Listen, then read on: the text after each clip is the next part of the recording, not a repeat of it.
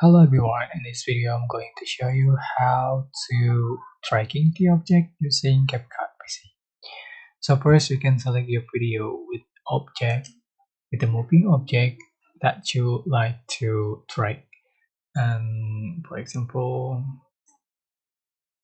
alright, so to make tracking you can select tag, sticker or another photo as an overlay. For example, I'm going to select the sticker and select and put on the object that you want to track. Right, select tracking, select motion tracking, and both direction, select and bot and yeah, enable polyscale and distance, and then just click start. But you can select sorry to tracking and select the object. Select the sticker star.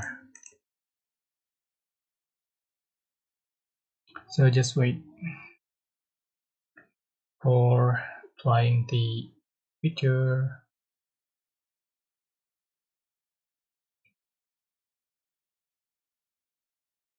And as you can see, the sticker follow the object.